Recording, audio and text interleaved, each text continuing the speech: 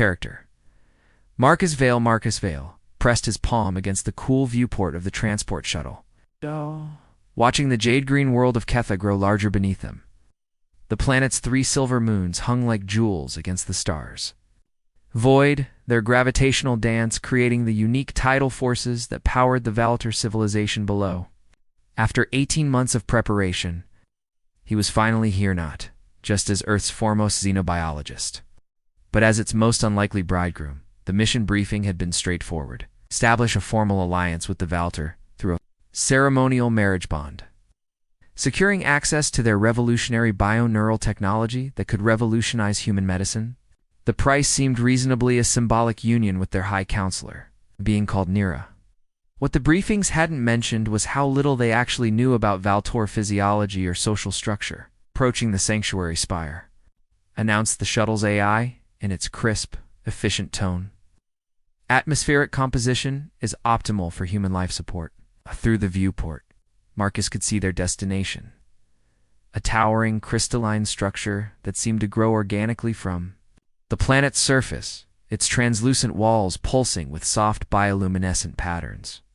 The architecture was unlike anything in human records, neither purely organic nor mechanical, but something that existed in the space between. As the shuttle settled onto the landing platform with barely a whisper, Marcus straightened his formal, diplomatic jacket and checked his equipment one final time. His bioscanner hung at his belt alongside the traditional Gifta small terrarium containing earth orchids, chosen for their complex symbiotic relationships. If the Valator appreciated biological interconnection as much as their preliminary communications suggested, the orchids might serve as an appropriate metaphor for the alliance they sought to build. The airlock cycled open with a soft hiss. Marcus stepped onto Ketha's soil for the first time.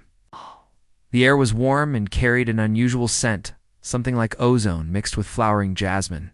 The spire's entrance dilated open before him, revealing a corridor lined with the same bioluminescent material as the exterior walls. His escort was waiting inside, a figure in flowing robes of deep blue that seemed to shift and ripple like water. The being was humanoid in shape, but moved with an unsettling grace, as if each step was choreographed in advance. When it turned to greet him, Marcus found himself looking into large, dark eyes that seemed to hold depths he couldn't quite fathom. "Welcome, Marcus Vale of Earth," the figure said in perfect, unaccented English. "I am the attendant. Nira awaits your presence in the inner sanctum." As they walked through corridors that pulsed gently with living light, Marcus noticed something odd.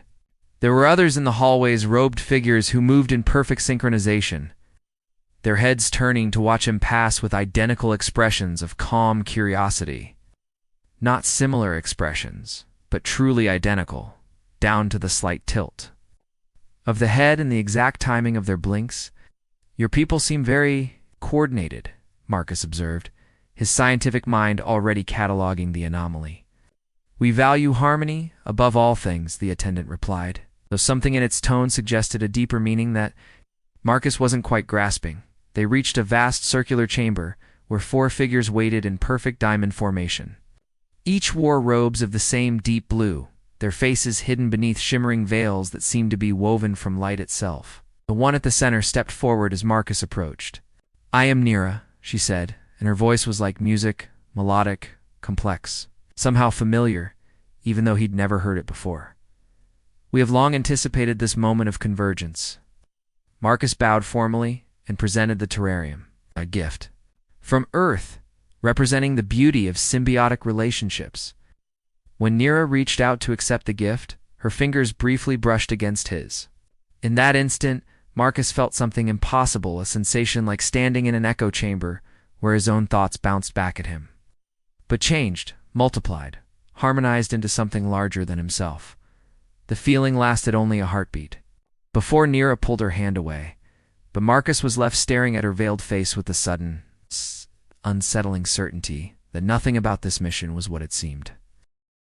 Character.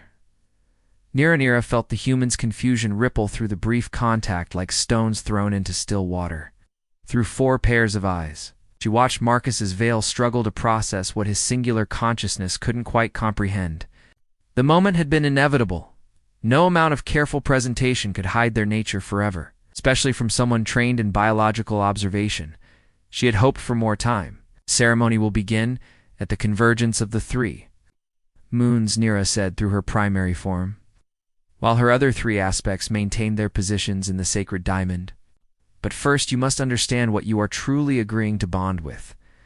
Marcus's bioscanner was humming softly at his belt, no doubt registering readings that defied explanation. For separate beings with identical genetic markers, synchronized heartbeats, and shared neural patterns. She could sense his growing unease through the residual psychic connection from their touch. I don't understand, Marcus said, though his eyes were beginning to track the subtle movements that betrayed their unity. When one of her secondary forms shifted slightly, his gaze flickered to it with the instinct of a trained observer. Arvelter, Nira said, and gestured to her other selves. But we are not as your people understand individuality. We are one consciousness expressed through four forms. What you call Nira is all of us, and each of us. She watched the color drain from his face as comprehension began to dawn. The human concept of self was so rigid, so confined to singular flesh. How could she explain that love for her people meant the complete sharing of existence? That privacy was not protection but isolation? That the bond he had come to forge would merge not just to hearts, but to entirely different ways of being? When we touched, Marcus said slowly, I felt ... others. Yeah.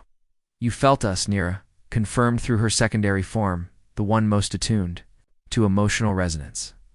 As we felt you, your mind is so ... alone. How do you bear such isolation? The question seemed to physically stagger him. Marcus backed away, his hand moving instinctively to his cum device.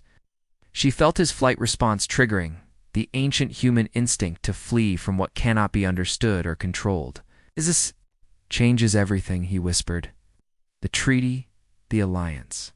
Earth's negotiators never anticipated. Earth's negotiators knew, Nira said gently through her analytical aspect.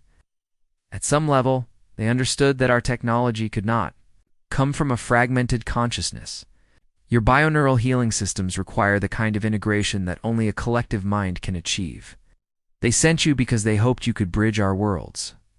By assimilating me into your collective, his voice cracked with the strain of the revelation, it's by showing us that unity and individuality need not be mutually exclusive, Nira replied, through all four forms in harmony, their voices creating a complex chord that resonated through the chamber. We do not seek to absorb you, Marcus Vale. We seek to learn if two different forms of consciousness can truly commune without one destroying the other. She stepped forward through her primary form, removing her veil to reveal features that were undeniably beautiful, but somehow too perfect, too symmetrical to be entirely natural. Her skin held the same bioluminescent quality as the wall's patterns, of light that pulsed in rhythm with her sister selves. The choice is yours, she continued. But know that if you flee now, both our peoples lose something precious. Your species loses the medical advances that could heal millions, and we ... we lose the chance to experience what your philosophers call the other, to touch a mind that exists in perfect solitude and yet chooses connection. Marcus stood frozen at the crossroads between worlds, his human understanding of love and partnership crumbling against the alien reality before him. But in his eyes, Nira saw something that gave her hope. Not just fear, but fascination. Same quality that had made him a xenobiologist, a hunger to understand life in all its impossible forms. The three moons were beginning their convergence outside. Time was running short, but Nira waited. Some choices could not be rushed. Character, Dr. Elena Vasquez Dr. Elena Vasquez materialized in the holographic communication chamber of the sanctuary spire, her image flickering slightly as the signals stabilized across interstellar distances. Even through the static, her concern was evident in every line of her weathered face. Marcus, she said without preamble, your last transmission has caused quite a stir back home. Are you all right? Marcus looked haggard, his usually pristine diplomatic appearance disheveled. He stood alone in what appeared to be a guest chamber, the alien architecture pulsing softly around him like a living heart. Lena, I need your expertise. Not as a diplomat, but as someone who spent 40 years studying consciousness and identity. Talk to me. They're not individuals, Alina. They're something else entirely. One mind and 4 bodies, and they want to bond with me. Psychically, permanently. His hands shook as he ran them through his hair. I don't even know if what they're offering is love or absorption. Alina leaned forward in her chair back on Earth, her expression growing thoughtful. She had mentored Marcus through his doctoral studies, watched him develop from a brilliant but rigid thinker into someone capable of embracing complexity. If anyone could navigate this unprecedented situation, it was him. Tell me about the contact, she said. When you touched her, then what exactly did you experience it was like? Marcus paused, searching for words. Like suddenly having access to a library where every book was being read simultaneously.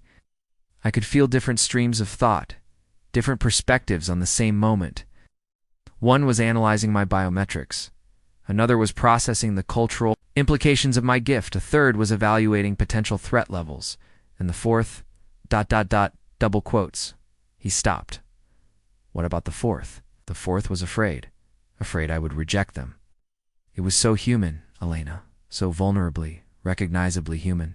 Elena nodded slowly. Marcus, I want you to consider something. Throughout history, humans have expanded their definition of consciousness and personhood. We once thought only our own species was truly sentient. We've slowly learned to recognize intelligence in forms we never expected. What if this is simply the next step in that evolution? But they want to merge with me to create some kind of hybrid consciousness? How do I maintain my identity in that kind of union? Who says you have to lose your identity? Alina challenged. When you learned Mandarin, did you stop being Marcus? When you studied xenobiology and began thinking in ways your childhood self never could, did you cease to exist? Identity isn't a fortress, Marcus. It's a river always moving, always incorporating new tributaries. Through the holographic link, Alina could see him considering her words. She pressed on. From what you've described, they're not trying to erase you. They're trying to include you. There's a difference between absorption and integration. One destroys, the other enriches. But what about love, Alina? How do you love someone who is simultaneously for people? How do you have intimacy with a collective? Alina smiled sadly. Marcus, you're thinking like a human from a species that spent most of its history in small, isolated groups. But we've been moving toward more complex forms of connection for millennia. We have communities, teams, families that function as units while maintaining individual identity. What the Velter are offering might just be the logical extension of that evolution. So you think I should go through with it? I think Alina said carefully that you should consider what you stand to gain rather than just what you fear. To lose, they're offering you a form of consciousness that no human has ever experienced. You could be the bridge between 2 forms of existence, Marcus. The question isn't whether you should risk it tits, whether humanity can afford for you. Not to. The hologram flickered as the communication window began to close. Elena's final words came through, distorted but clear. Trust your instincts, Marcus. They've never led you wrong before. As her image faded, Marcus was left alone with his thoughts and the soft bioluminescent pulse of the alien walls. Somewhere, in the spire, Near awaited with the patience of a collective mind that had learned to think in geological time. The 3 moons were approaching their convergence. Soon, there would be no more time for doubt. Character: Joran Cass. Joran Cass arrived on Ketha via emergency transport just 6 hours before the ceremonial deadline. His ship's engines were still cooling when Marcus met him at the landing platform, relief evident on the younger man's face. "Thank you for coming," Marcus said, clasping Joran's weathered hand. "Alina said you were the only person who might understand what I'm facing." Joran studied Marcus with eyes that held the weight of decades spent among alien civilizations. 68, he had been Earth's primary Xena diplomat for over 30 years, specializing in what the bureaucrats euphemistically called non-standard consciousness interfaces. His silver beard was braided with small tokens from a dozen worlds' gifts from species that thought in ways humanity was still learning to comprehend. "The Zephyrians," Joran said, without preamble, as they walked toward the sanctuary spire. 17. Years ago, my first encounter with a truly collective intelligence. What happened? I married them. Cohen's matter-of-fact tone belied the magnitude of the statement. Not in the way you're thinking. The Zephyrians are gaseous beings who experience consciousness as shared atmospheric pressure patterns, but I underwent a neural modification that allowed me to interface with their distributed awareness for the duration of the treaty negotiations. Marcus stopped walking. You never included that in your official reports, because Earth wasn't ready. To hear it, hell, I wasn't ready to understand it at the time. Joran touched one of the tokens in his beard, a small crystalline fragment that seemed to pulse with inner light. For 3 days, I existed as part of something larger than myself. I retained my individual thoughts and memories, but they existed. Within a context of shared experience that I can barely describe, they entered the spire, where the same bioluminescent patterns pulsed along the walls. Joran noted them with professional interest. The Valter used biological neural networks, he observed. Probably evolved from a species that developed collective consciousness as a survival mechanism. The integration they're offering you is likely far more sophisticated than what I experienced with the Zephyrians. That's supposed to be reassuring? It should be? Marcus, the crude interface technology we used 17 years ago still left me fundamentally myself. What the Velter are offering is probably more like becoming bilingual in consciousness. You'd learn to think collectively without forgetting how to think individually.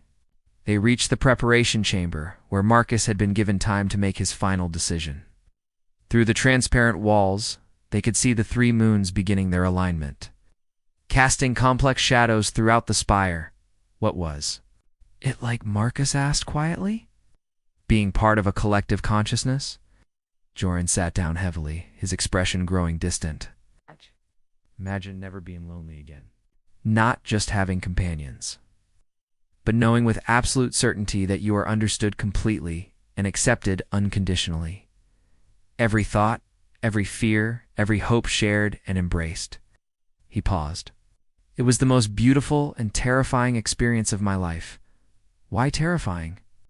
Because when it ended, when I returned to my singular awareness, I realized how profoundly isolated human consciousness really is. We spend our entire lives trapped inside our own skulls, desperately trying to communicate our inner experience to others who can never truly share it. The collective consciousness was like stepping out of solitary confinement into a world I never knew existed.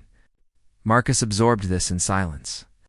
Outside, the moons continued their stately dance toward convergence. There's something else, Joran continued. The technological advances that came out of the Zephyrian Treaty, our weather control systems, atmospheric processors, even the terraforming techniques we use for colony worlds, none of that would have been possible without the insights I gained during the neural interface.